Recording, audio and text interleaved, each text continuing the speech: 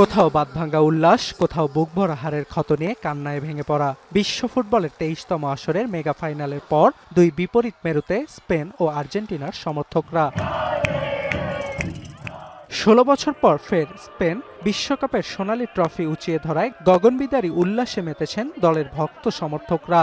Referee শেষ বাঁশি দেওয়ার সঙ্গে সঙ্গে নিউ ইয়র্কে স্টেডিয়ামের বাইরে আনন্দে মাতেন সমর্থকরা। এছাড়াও বিখ্যাত টাইমস স্কোয়ার ও সেন্ট্রাল পার্কের সামনে জড়ো হন স্পেন সমর্থকদের একাংশ। ইয়ামাল, রদ্রি, পেদ্রোদের হাতে শিরোপা ওঠায় আনন্দের নগরী এখন মাদ্রিদ। বর্ণিল আতশবাজি আর সমস্বরে নেচে গিয়ে বিজয় উদযাপনে মেতেছেন হাজার হাজার স্প্যানিশ। শুধু মাদ্রিদ নয়, পুরো স্পেনই এখন উদ্ভাসিত উদযাপনের লাল রঙে।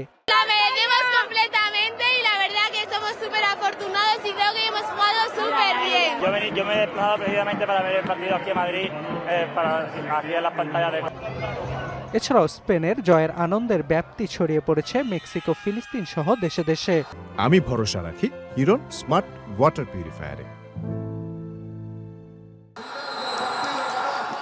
তবে টানা দ্বিতীয়বারের মতো বিশ্বকাপের শ্রেষ্ঠত্ব অর্জন করবে আলবিসেলেস্তারা, এই আত্মবিশ্বাসে ছিল নানা বয়সী আর্জেন্টাইন সমর্থক।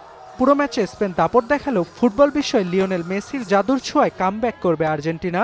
ভক্ত সমর্থকদের এমন প্রত্যাশা থাকলেও কাঙ্ক্ষিত ফল না আসায় শোকের রোল আর্জেন্টিনার রাজধানী বুয়েনোস আয়ার্সে। তবে পরাজয়ের পর স্পেনের জয় নিয়েও প্রশ্ন তোলেন অনেক আর্জেন্টাইন সমর্থক।